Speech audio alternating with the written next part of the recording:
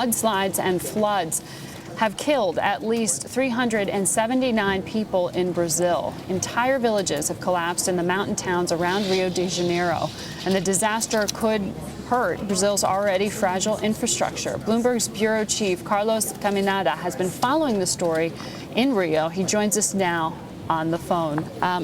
Carlos, what is it like? I mean, can you describe some of the damage you've seen?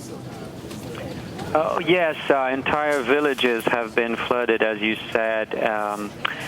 Lots of people were trying to survive, escaping to rooftops and being rescued on rooftops. And even some people who escaped to rooftops died because the floods just swept away the houses. It's a real tragedy scene. A lot of people are still missing, and firefighters haven't had access to some areas because these are mountainous areas that are hard to access.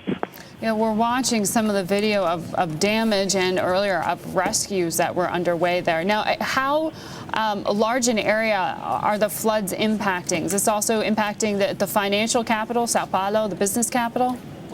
No, so far the capitals haven't been badly affected. There were floods in the outskirts of the metropolitan area of Sao Paulo, but yeah, there are some cities near Sao Paulo and many cities near Sao Paulo and near here in Rio de Janeiro that have been affected. And some of these cities produce fruit, produce textiles.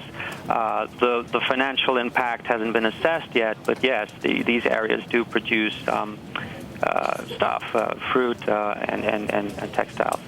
You know, Carlos, from an investor's perspective, they've been, very excited about the opportunity to help Brazil build up their infrastructure. That's where so many investors have been focused on putting their money to work in Brazil. I've got to imagine the damage to the existing infrastructure, it has to be substantial. I mean, what are you seeing? Are there any key areas, key installations that have been affected? Well, so far the rains haven't affected the corridor, so to speak, where grains are transported. The roads that link the soybean growing areas, for instance, to the ports are basically it's basically roads. There are no real train systems connecting the crops to the port. So obviously, with the heavy rains, these roads will get even more potholes. They already have they're already potholed roads, and conditions may get worse.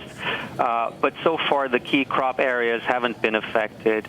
But as far as infrastructure is concerned, it's part of the cause of the deaths, because a lot of these houses have been built irregularly, and the state governor, the governor of Rio himself, said that part of the cause of the tragedy is irregular housing.